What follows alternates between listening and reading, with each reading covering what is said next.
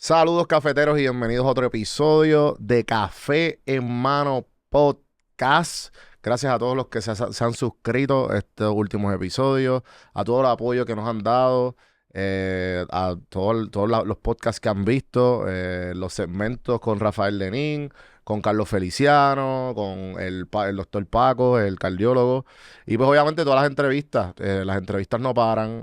Esto seguimos aquí en más de 700 episodios, 8 años. Bienvenidos a Café en Mano Podcast. También saqué un café, a los que no saben. Café Dos Caminos con el Tony. Tony y yo sacamos este café directamente de Juana Díaz. En cafedoscaminos.com está el café. Y aquí tengo los sitios en la cual, bueno, los voy a poner, Santi, ponlo en pantalla más fácil porque son un montón. Llegamos a Brooklyn, Nueva York. So, mucha gente por allá también, mucha gente de los que no estamos todavía llegando a ciertos pueblos. En puertoricoproduce.com es un app, tú lo bajas y te llega el día después, y si no, pues cafedoscaminos.com. Entonces, si pones el código café en mano, te da un 10% de descuento. Gracias también a la gente de Fuse, Internet sin preocupaciones, que subimos este podcast lo más rápido aquí en el estudio, gracias a la gente de Fuse. Y pues hoy, yo estaba loco por sentarme con esta persona. Ya ustedes me imagino que ya vieron con quién es. Así que Pablo José Hernández Colón, bienvenidos a Café Hermano. Hernández Rivera, para que mami no... Rivera. Sí, Hernández Colón era mi abuelo. Pero es que pues, tú sabes, No te preocupes. el research, pero... Yo respondo a muchos nombres, a Pablo José, José Pablo, Juan Pablo, Hernández Rivera, Hernández Mayoral, Hernández Colón, Cuchincito, todo. ¿Y cómo le decían a tu abuelo de cariño? A él le decían Cuchin. Y a ti te dicen Cuchincita, te lo dice eso también. Se lo dicen de maldad. Le decían Cuchin, y entonces la manera que tú tenías para saber si era alguien close o si era alguien de la política, Ajá. es que en la política le pusieron Cuchín con Ajá. acento en la I. Ok. Entonces, cuando la gente llamaba, sí, mira, está Cuchin, pues tú sabías que era un amigo de infancia. Si llamaba, está Cuchin, esta persona no me conoce. Mano, pues gracias nuevamente. Soy fan de tu estilo de comunicar y de qué hiciste y qué has hecho hasta ahora. Y en verdad un honor que viniste para acá. Cuéntame, ahora mismo, y empezando por ese tema, porque pues obviamente tú te criaste en este entorno.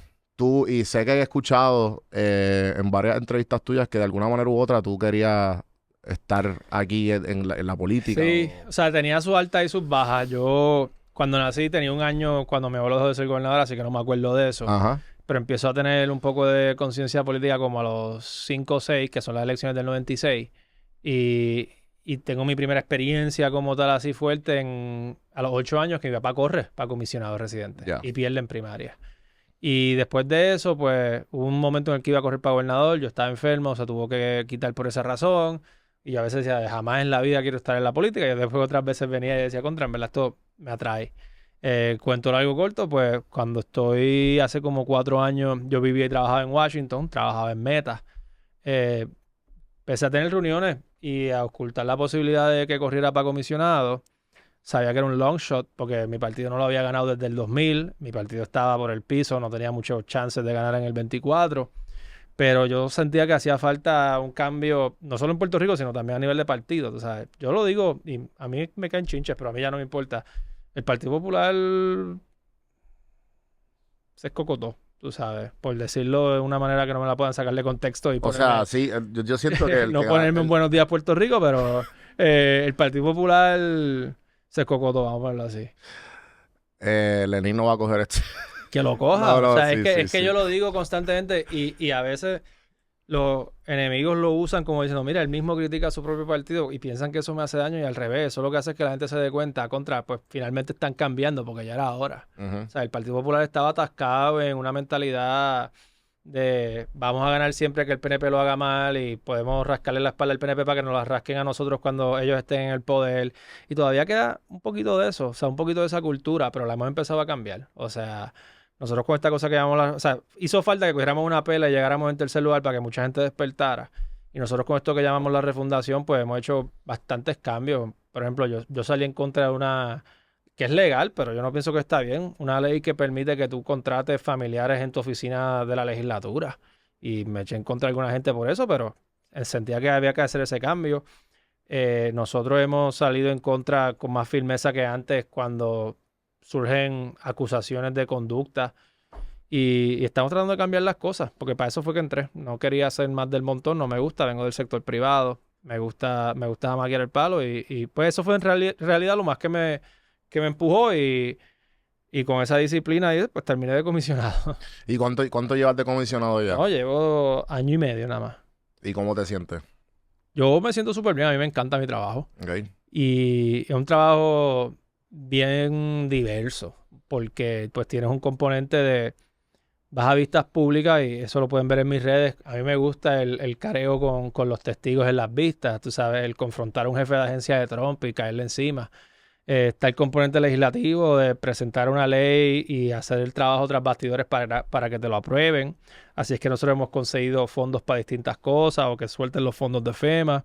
Y está el aspecto político, el aspecto, ¿verdad?, de hacer amistades, hacer relaciones, ir a los pueblos, ir a las actividades. Sé que es un trabajo bastante diverso y me lo disfruto. ¿Y como cuánto tú en esas tres cosas que dijiste, como cuánto es el porcentaje de cada cosa? O sea, es impredecible. De lo que tú esperabas sí, antes de coger el puesto y obviamente haber ganado el puesto, a como que mira, esto es más o menos cómo se divide el tiempo. En verdad, vamos a hablar en un año, porque literalmente el viernes o el jueves creo que fue, tuve una conversación con alguien en la que algo que hacen muchos ejecutivos exitosos es que hacen una auditoría de su tiempo para ver en qué lo están dedicando y que den a hacer eso, para asegurarme de que uno lo esté dedicando a las cosas más productivas posibles y dos, a cosas que me gusten. Porque hay cosas, cuando uno empieza, te dicen, tienes que delegar lo más posible. Es más, en un mundo ideal delegas todo menos lo que otros no pueden hacer por ti. ¿Y qué es lo que otros no pueden hacer por ti? Pues otros no pueden dar un discurso por ti. Otros no pueden dar entrevistas por ti. Otros no pueden ir quizá a una actividad específica solamente para congresistas por ti. Pero otros pueden investigar la legislación, preparar comunicados de prensa, coordinar estas entrevistas, etcétera. Y a veces, pues, uno no sigue esa directriz tanto, pero nada. En términos de cómo lo divido, pues, no te sé decir. Sí. Puede que una semana estés bien metido en algo y una semana estés bien metido en otra cosa. Es un trabajo bien impredecible. Y ahora mismo, algo que cuando tú entraste a la posición, ¿cuál fue el primer? Me acuerdo que hubo como un enfrentamiento entre tú y la gobernadora. Bueno, que no fue un enfrentamiento, sino fue como una discusión pública. sí. Yo creo que no sé si fue lo de Luma o... No. Hubo dos controversias. La primera fue con Rivera Chats. Ajá. El comisionado residente tiene una oficina de distrito. Esto mucha gente no lo sabe. Pero casi la mitad de tu staff está en tu distrito, en mi caso es Puerto Rico, y hacen trabajo como de oficina de gobierno de servicios. Tienes un problema con un pasaporte, ven a la oficina, te ayudamos a tramitar las cosas. Y esa oficina desde el 2010 estaba en el Capitolio. Y estuvo en el Capitolio con comisionados residentes PNP. Porque Ya, sí me acuerdo. desde el 2010 hasta el 24 todos eran PNP, pero con legislaturas populares y PNP. Se respetaba la oficina del comisionado residente. Yo gané y Rivera Chats la cerró. Básicamente, el comisionado residente se la alquilaba al Capitolio por $1 al año. Y me dejaron sin oficina. Y fue pura politiquería. Sí, full. Esa fue la primera muestra de lo que me esperaba a mí y lo que le esperaba al país, porque en verdad, y ya yo lo digo sin filtro, esta gente es politiquera, esta gente es mala, esta gente hace estas cosas por capricho, lleva muchos años, están corrompidos hasta el tuétano, pero nada, con eso es que nos tocó bregar y con eso bregaremos más adelante. La segunda con la gobernadora fue, yo creo que fue más un asunto de miscommunication, del lleva y trae de los periodistas, que fue, no recuerdo cuál exactamente fue el issue, pero sí sé que yo dije algo como, no ha pasado tal cosa, y un periodista fue, el comisionado residente dijo, y lo dijo mal. Sí, que no Y sabía. ella reaccionó a lo que le dijeron que yo dije, que no fue lo que yo dije. Y entonces ahí ella ya ha demostrado que no es la más diplomática en su trato con la gente, así que, pero después de eso, yo me encargué de bajar un poco el volumen, ella bajó un poco el volumen y la relación ahora es mucho más cordial y profesional de lo que yo diría que fue en ese comienzo. ¿Tú estabas acostumbrado ¿sabes? al spotlight público? Porque vienes del sector privado Sí. y lo que hacías en Meta no era público, ¿verdad? Era bien de oficina. No estaba, no era nuevo al spotlight público, vamos a ponerlo así. Creo que tuve una exposición gradual que me ayudó a acoplarme bastante rápido pues por haber visto a mi papá en esto. Ujú. O sea, yo no conozco una vida donde alguien en mi familia no esté en el spotlight público. Así que en ese sentido, pues me venía bastante natural. Que se aprende de todos modos, se aprende de todos modos. Sí, sí. No, y que lo que tú esperabas, lo que tú viste de pequeño creciendo, y me imagino que, ¿sabes? Yo siendo tú y teniendo la historia familiar de que tu papá y antes de tu papá, pues tu abuelo, yo hubiese visto videos de mi abuelo dando speeches o no. Sí, y uno... Eso me ayudó mucho en el sentido de, no de ver los videos, pero de haberlo vivido con ellos. Ujú. Porque cuando empieza el momento que uno empieza a dar entrevistas, pues uno más o menos sabe cómo son las dinámicas. O sea que el learning curve para un hijo de político es distinto, porque lo estás viendo desde chiquito. Y eso es como, el conocimiento es como el dinero en una cuenta de inversión, o sea, it compounds over time. Entonces, pues sí, yo entro a la política a los 32 años cuando soy candidato, 32, 33. Pero en ese primer año de campaña, aunque aprendí mucho, ya yo quizás ya 20 y pico de años de Sí, sí. conocimiento político acumulado, tú sabes. Sí, que lo tenías ya, como quien dice, de alguna manera u otra te iba a estar aquí y Sí. lo ibas a tener. Y yo he visto muchos hijos de políticos, obviamente, y no todos somos iguales. Y hay unos que aprenden y hay otros que simplemente cogen pon. Y la gente se da cuenta más rápido de lo que uno cree y lo vimos, o sea, hay muchos hijos de políticos que no tienen éxito. Lo que pasa es que uno pues, se fija en los que sí, Ujú. pero lo ves mucho. Sí, es como ser un child star, ¿verdad? Que como pues papi se cree en esto, yo voy a ser el mejor actor del mundo. Ah, no sé. Hay unos que les funciona y otros que no. Y ahora mismo, ¿tú crees que lo que has aprendido de la realidad de Puerto Rico, la realidad de la politiquería, la realidad de la luz pública y todos los problemas que está pasando, que esperabas que era así? ¿Esperabas Te que...? voy a decir algo que es empowering, porque no lo esperaba. Yo creo más ahora en mi capacidad de cambiar las cosas de lo que creía cuando gané. Yo cuando gano pienso que muchas cosas son como son, pues quizás porque hay unos retos estructurales, la Ujú, pobreza, la burocracia, y esos retos existen.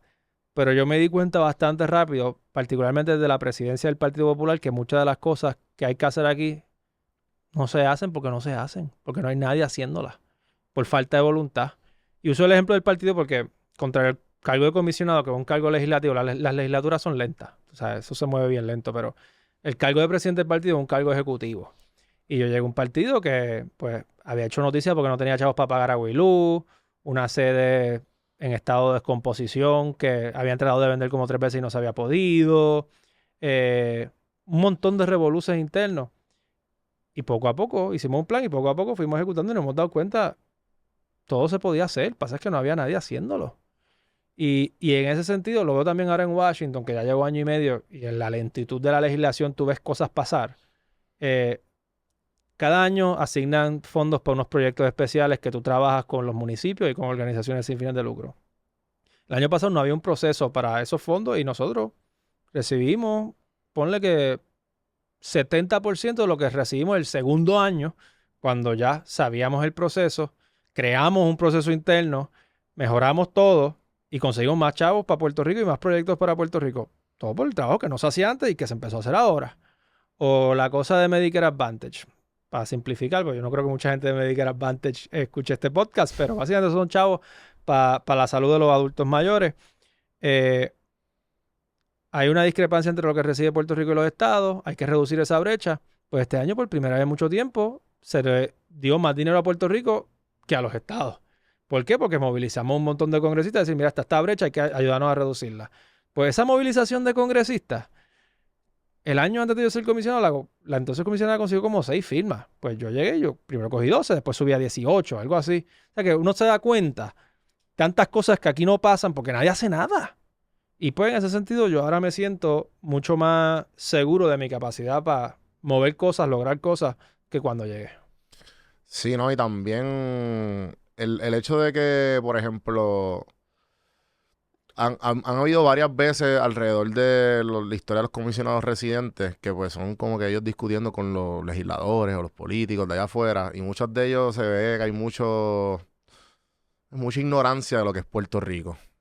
Y yo creo que una de las razones por la cual, te lo digo, yo voté por ti y confío en tu resumen, porque es que hace sentido que una persona que haya vivido allá, que haya trabajado en sector privado y que entienda, ¿sabe? Que sepa comunicarse con esta gente que está acostumbrado a, pues, hermano, a ponernos un lado, Costa Rica o Puerto Sí. Rico, o, ¿sabes? Bueno, te voy a hacer un cuento de una congresista republicana que me ve con mi esposa y mi bebé afuera del hemiciclo y se acerca a saludar y dice, oh, and where are you from?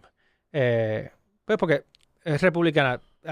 Full disclosure, los republicanos y los demócratas realmente no se hablan mucho, no se conocen entre sí, son 435 congresistas. Tú conoces los de tu partido porque los ves varias veces en eventos sociales y personales y aún así puede que hayan 10 que yo todavía no conozca. Y del lado republicano, pues conoces los líderes, no conoces a los random, por así decirlo. Pues esta es una de esas que yo en mi vida había visto. Y viene y se me acerca a mí y a mi esposa y me dice, ay, ¿de dónde ustedes son? Where are you from? Y el bebé, how cute. Ah, we're from Puerto Rico. Y dice, oh, my son is married to someone from Bolivia. Nosotros como, ok. Qué duro, gracias. Eh, es como si yo le dijera, ¿y tú de qué estado eres? Yo no me acuerdo de qué estado era ella, pero supongo que me dijera Nebraska. Y yo le digo, ay, qué chévere, mi hermana está casada con un inglés. Eh, Sí, que la pero ignorancia que toda esa gente es como que bien esa con... ignorancia y eso que tú decías del resumen, etcétera, yo decía mucho en campaña y lo reitero y lo creo más ahora. No es hablar inglés, es hablar americano, que no es lo mismo. No es lo mismo. Tú puedes hablar inglés bien, mal, como sea, pero hablar americano es una manera.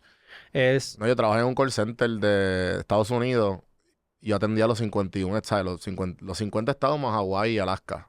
So, tú sabes que cuando te hablan de tal calle, tal sitio, si es de tal sitio, si están acá, sí, ¿sabes? Tú tienes que saber pero, de qué están hablando. Pero, ajá, sí, pero la continúa. cosa de hablar americano es que la cultura americana es transaccional, eficiente. eh, Yo diría que esas son dos de las características principales. Entonces, los puertorriqueños nos gusta hablar mucho. Pero yo sé que si yo quiero llevar un punto sobre Puerto Rico a donde yo se lo tengo que decir en un minuto. Y se lo tengo que decir de una manera que entienda por qué esto está en su interés. O sea, eso es hablar americano. Sí, sí. Y mucha gente cree que no. Mucha gente entonces, te vienen con los discursos bonitos y la palabrería. Ningún congresista te va a responder a eso. Piensa que el congresista... Piensa cuánto tú piensas en Oklahoma. En mi vida, ¿sabes? Pues, En la NBA, cuidado. es verdad, exacto, ok. ¿Cuánto tú piensas en Idaho? Sí, sí. Cuando va a comer papitas fritas. No, pero jodiendo. ¿Cuánto tú piensas? Espera, a ver, te tengo que encontrar uno, caramba.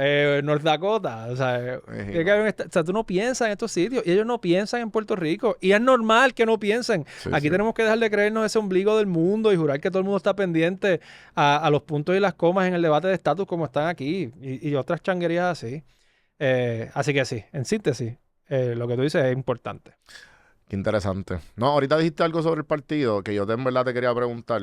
Y es porque creo que después de yo haber vivido allá afuera, yo descubrí mucho de eso mismo, de que, mano, nosotros no somos el centro. Yo manejé mucho, en un texto de seguro, ¿cómo se llama? Una compañía de seguro. Y manejaba los casos del huracán María. Y yo era el traductor. Porque como yo nunca Ujú. tuve bachillerato, pues yo decía, ¿cómo puedo ganar más dinero más rápido viviendo acá afuera? Y uno era de una compañía de seguro. Y pues manejé muchos casos de aseguradores que estaban en las compañías de acá, pues enviando todos estos casos para que yo los traduciera, para que ellos entendieran lo que estaba pasando en Puerto Rico.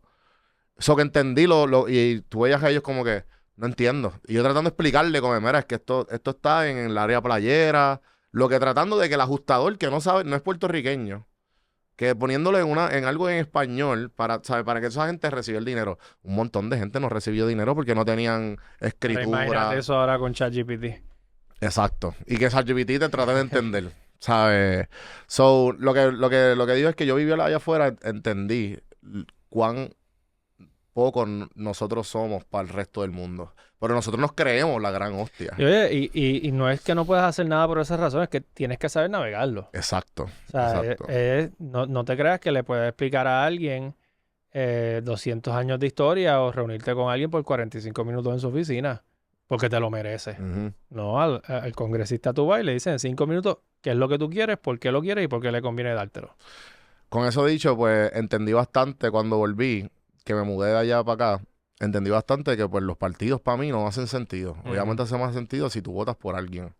Y tú mismo ahorita lo dijiste, que ya es irrelevante el Partido Popular y Bueno, todos no los dije que otros era partidos. irrelevante, dije que se había escocotado. Sabías cogotado, disculpa. Distinto. Pero obviamente la gente votó por ti. Sí, ¿Sabes? sí. Tú, sabes como quien dice, tú eres la cara nueva Pero te voy a del hacer partido. te voy a hacer un poco de pushback de por qué los partidos son importantes. Claro, confianza, sí. Aunque entiendo por qué la gente entiende que votar, creo que estás confundiendo, mucha gente confunde el fanatismo partidista es malo, Ujú. pero los partidos como concepto no necesariamente lo son, porque los partidos te simplifican el proceso en una democracia.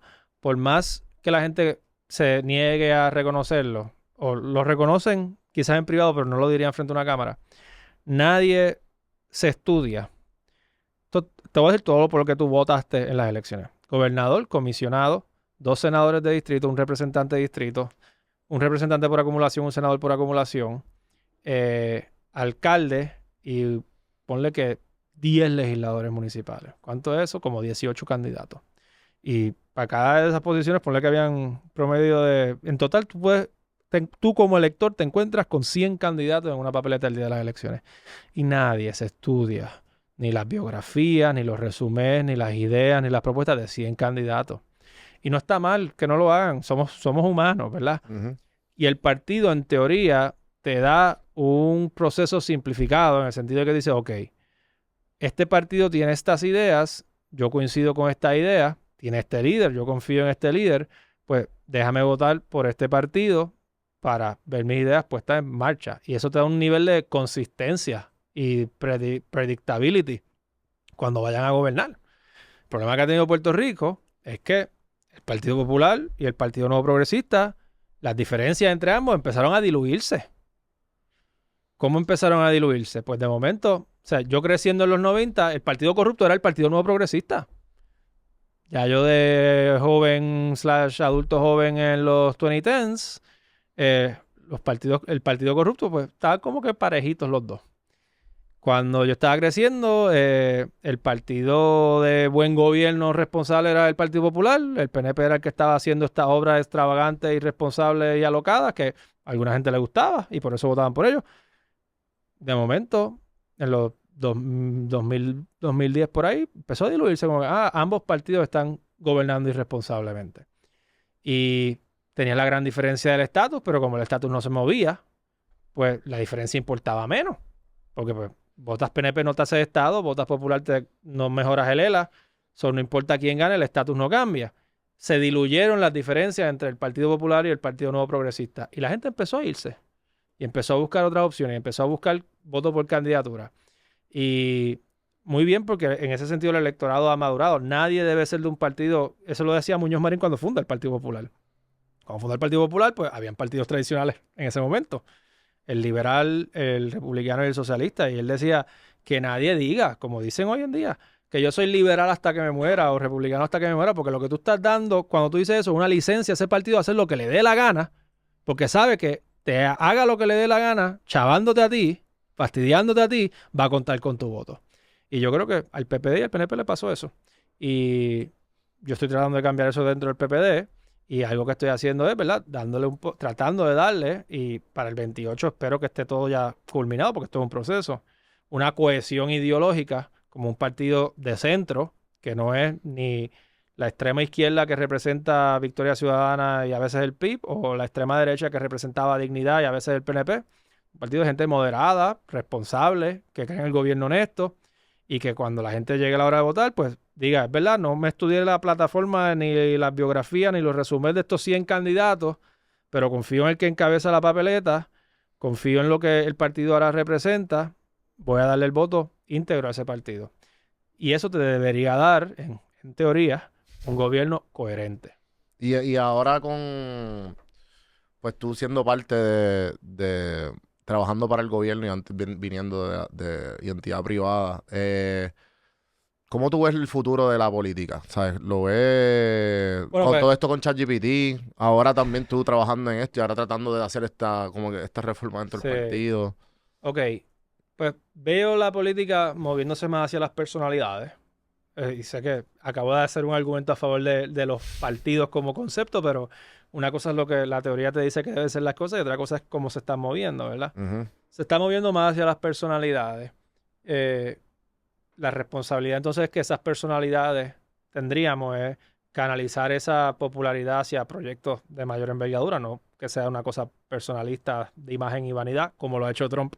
ujú. Eh, lo de AI, tengo varias preocupaciones. Una que me preocupa es la cantidad de AI slop que ahora hay en toda la cosa política. Eh, Me pasa todos los días ¿Cómo que? los flyers. Y el otro Ya. día fui a un pueblo y había un banner con mi cara y yo tenía 3 dientes de frente. Que se ve que usaron el ChatGPT gratis y dieron a un flyer de bienvenido a tal pueblo, Pablo José. Ajá. Y yo, no se parece tanto a mí y los dientes. Pero esas son las livianas. Las peligrosas no las vimos en el 24 y pensé que las veríamos. No las hemos visto so far en el 26, que hay midterms en Estados Unidos. Son las de fake, los deepfakes. Ujú, ujú. Que te falsifiquen un audio, que te falsifiquen un video. Y la tercera, que es la que yo creo que va a ser la más seria y retante, es las políticas públicas en cuanto al impacto de la inteligencia artificial en la sociedad. ¿Qué vamos a hacer cuando la inteligencia artificial empieza a desplazar trabajo, si es que empieza a desplazar trabajo? ¿Qué políticas vamos a implantar para educar en tareas vocacionales o en el mismo uso de inteligencia artificial a los trabajadores de hoy en día? ¿De qué lado vas a estar? O sea, si vas a estar del lado de trabajadores o de empresas de tecnología o si hay una manera de armonizar ambos intereses. Esos son los debates más intensos que yo vislumbro y hay ya señales de eso pasando en los midterms de Estados Unidos, pero no sé cuánto madure de aquí al 28 y Puerto Rico siempre está un poquito más atrás, así que quizás no lo veamos para el 28, pero quizás para el 32. ¿Cómo, cómo tú haces para traducir, como dijiste ahorita, que me gustó, como, estos 20 años de historia, tú tratarle en un pitch de 1 minuto, decir, coger el interés de alguien de allá afuera y tratar de liberar X fondo, el interés de X proyecto, X fundación? ¿Sabes? ¿Cómo tú traduces eso en alguien que no le importa a Puerto Rico? Necesito esto por estas razones. Es así de sencillo. Y usualmente eso genera follow-up questions y con los follow-up questions pues navega. Ya. Y ahora mismo, cuando entraste, ¿tuviste algún tipo de privilegio en cosas que no sabías de Puerto Rico, que a lo mejor estábamos mejor o peor No en sé tu a qué. puesto? O sea, en problemas de seguridad, salud pública. O eh, sea, que si advienen conocimiento de cosas que sí. yo pensé que estaban peores y realmente están mejores. No, lamentablemente creo que ha sido al revés. Que te has entrado que Por hay ejemplo, cosas que... yo domino más el tema energético ahora que cuando gané porque he estado mucho más expuesto al mismo y no me siento sumamente optimista a corto plazo en ese asunto. Ya. Creo que tiene solución a mediano y largo plazo, Ujú. pero lo más que a mí me hierve la sangre en todo esto es, ya nosotros llevamos 10 años con gobiernos del PNP y en 10 años tú cambias un país. 3 elecciones, tú cambias un país. Yo pienso en lo que pasó en Puerto Rico entre 1940 y 1952, que fue la última vez que un partido estuvo en el poder por 12 años, y fue una transformación masiva. Piensa en lo que pasó del 16 al 26, ponle del 16 al 28, no va a haber esa transformación. Ni ha habido evolución, ha sido como una devolución. Y eso es lo de lo más que me frustra, que todavía yo sienta que la solución a lo energético esté tan distante, a pesar de que llevamos ya 10 años en esta. Y que el problema del agua esté empezando a surgir ahora, por 10 años de negligencia y falta de mantenimiento, y que entonces vaya a tomar más años resolverlo. Eso es de las cosas que más molesto me tiene. Y Y esta es no... mi cara. Ajá. La gente a veces dice, esta es mi cara cuando estoy molesto y esta es mi cara cuando estoy alegre. Cuando yo fui a probar bizcochos para mi boda, Ok. yo le tuve que decir a la señora del bizcocho, mira, no se preocupe, que cuando me guste esta va a ser mi cara. Y cuando no me guste también. Porque dice eso mucho, que tiene una cara bien neutral. Sí, sí. Ya, O, ya, o de molesto. ya, ok. Y ahora mismo... Una vez, eso es genético, porque una vez cuando empezó el AI, Ujú, cogieron una foto de estaba mi papá con unos amigos y los pusieron a todos con cara como molesta. Eran todos amigos populares, o sea que era como un meme político. Y ujú. la única cara que no cambió fue la de él. Sí, que la genética sigue igual. Y ahora mismo, ¿qué tú te sientes ready para gobernar? Lo que pasa es que si te contesto esa pregunta, estaría diciéndote que voy a ser candidato a gobernador y no te voy a dar ni esa primicia ni aceptar esa premisa. Pero sí te puedo decir que yo siempre me preparo antes de hacer algo. Ya. Y que ese es, todo el mundo que me conoce te lo dice, ese es uno de mis trademarks. Ujú, El éxito que yo tuve en los debates para comisionado residente no fue espontáneo. Eso fue producto de mucho estudio, mucha preparación y de mucha estrategia. ya. Y no pasó nada en esos debates que yo no anticipara que pudiera pasar. Por Am, darte un ejemplo, pero hay muchos otros. Yo soy una persona que se prepara, que planifica y que ejecuta. Y si yo aspirase a la gobernación, pues yo llegaría el 2 de enero sabiendo lo que voy a hacer hasta, bueno, sabiendo lo que voy a hacer por 4 años, pero bastante concreto lo que voy a hacer en los primeros 100 días. y esto puede ser un poco, pues diría yo que como más, ¿cómo tú lo ves? Y ahora mismo, ¿cómo tú ves el futuro de Puerto Rico? Ahora mismo, si Sí. nada cambiase, pues lo veo empeorando. Ujú, Tenemos un gobierno que no funciona. Estamos siendo gobernados por gente que yo creo que está moralmente corrompida. No quiero decirles corruptos, porque tiene una implicación criminal que no necesariamente la aplica a todos, pero creo que tienen prioridades trastocadas, creo que están arrogantes en el poder, que se creen que pueden hacer cualquier cosa porque barren, que le dan más importancia a que yo le doy a quién y cómo yo guiso. Y si eso se mantiene, pues la situación en Puerto Rico va a empeorar. Pero, afortunadamente, aquí hay elecciones cada 4 años. Afortunadamente estamos dirigiendo un movimiento de refundación dentro de un partido político y dando un ejemplo desde la posición que ocupo ahora de que las cosas pueden ser diferentes. Y en ese sentido, y con lo que he aprendido en las posiciones que ocupo, siento esperanza de que pueda haber un cambio, de que bajo buena dirección y bajo buena ejecución se pueden lograr grandes transformaciones en Puerto Rico y que el futuro puede cambiar. Cuando, bueno, lo que llevas o sea, lo que llevas trabajando del año y medio, ¿qué tú ves en la calle de gente que votó por ti o que, sabes, qué es lo que, cuando Mira, te paran, qué es lo que te dicen? te voy a decir algo que me ha llamado mucho la atención, que se lo he comentado a mi equipo. Al principio, cuando era candidato, decía, ese es el nieto de Hernández Colón. Ujú, No me acuerdo, pero sí, no me acuerdo cuándo exactamente pasó, pero sí llegó un momento en el que pasó en que empecé a oír, ese es Pablo José. Y eso fue un plus. Pero ahora, porque esto es campaña, ahora que estoy en la posición, al principio del cuatrenio, muchas veces era, yo voté por ti, o tú eres el próximo gobernador. Ahora es gracias por tu trabajo.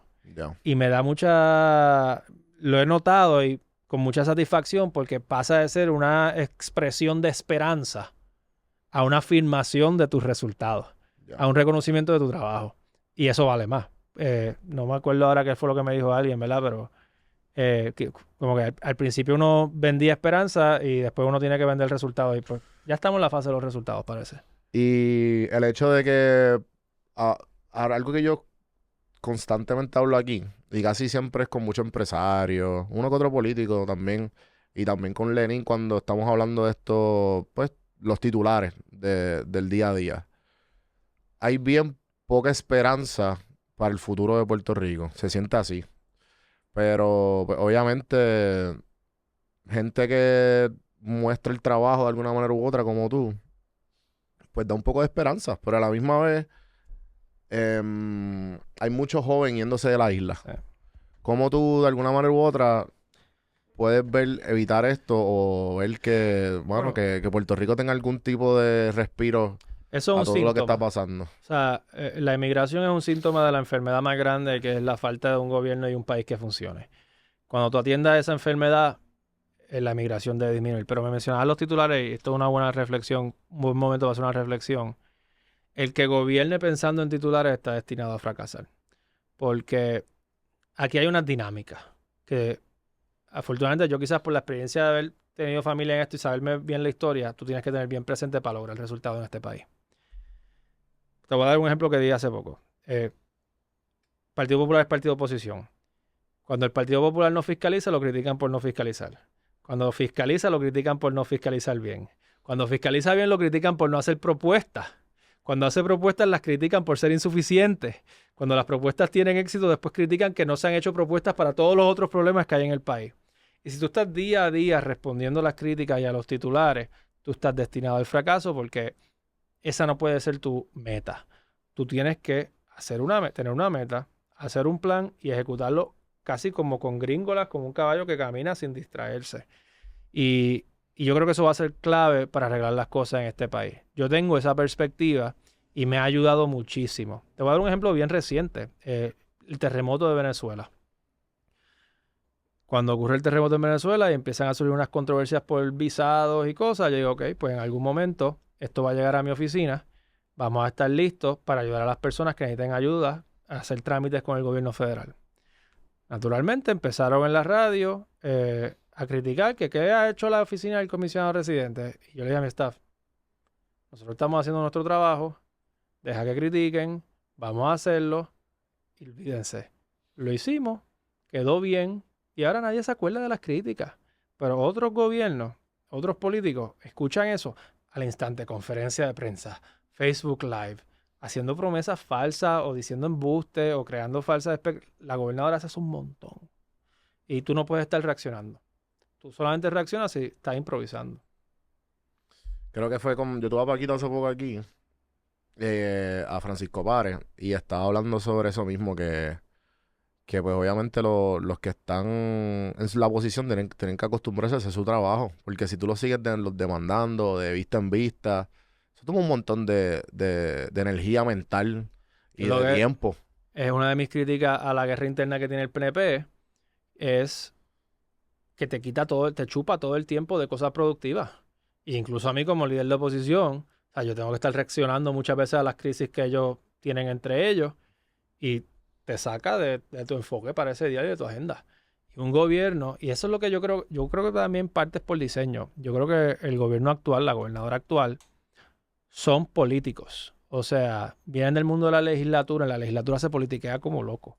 O sea, eso es todo el tiempo intercambiar. Es un lugar donde se debate, ¿verdad? Te estás todo el tiempo tirando y siendo tirado. Y, y no son buenos politiqueando y no son buenos gobernando. Y como eso es lo único que saben hacer bien, pues parece que están adictos a ello y tienen ese chip y no están pendientes a hacer el trabajo.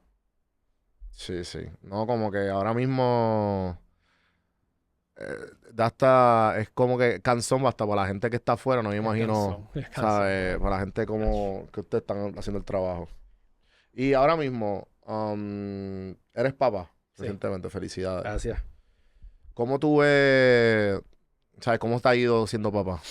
Pues me ha ido súper bien. Mi esposo y yo hablamos de lo raro que es, lo normal que se siente. Ujú, Nosotros no nos podemos imaginar la vida sin nuestro hijo. Y nuestro hijo lo que lleva con nosotros son 5 meses. ujú. Pero ha sido un tremendo bebé porque un bebé que se porta bien, que duerme toda la noche, que janguea con nosotros, o sea, lo lleva a restaurantes, lo lleva a lugares públicos y está tranquilito. Ya coge el bibi solo, así que hasta eso puede hacer. Y es curioso cómo uno va cambiando, ¿verdad? Yo nunca, o sea, la gente, quizás esto uno lo ve más adelante, pero esa cosa de tan pronto nace, tú dices que tu vida cambia en ese instante, para mí se sintió como un paso natural. Eh, Así que no fue de cantazo. Quizás es como que después por nostalgia yo me daré cuenta lo mucho que cambió. Pero cosas que uno va notando, pues a mí me gusta a veces estar solo con él, aunque él no me hable, ¿verdad? Ya yo siento una conexión. Él me mira, me sonríe, responde, reacciona. A veces nos quedamos solos juntos porque la mamá se va a hacer algo, le damos un merecido break y bondeamos, como que uno Ujú. siente ese bond. Y también, pues, lo mejor que me ha hecho a nivel personal también es imponerme una rutina. Y, ¿sabes? La política es bien adictiva en el sentido de que estás pegado al teléfono, a las noticias, etcétera. Y no es saludable. Comes mucho fuera, te acuestas tarde, te levantas temprano. Con él, como sé que me tengo que eh, levantar a la hora que se levante, que es como a las 5:30 de la mañana. Sí, sí. Pues me obligo a acostarme temprano también para poder levantarme. Estoy haciendo más ejercicio. O sea que todo, en verdad, para todo ha sido algo súper positivo.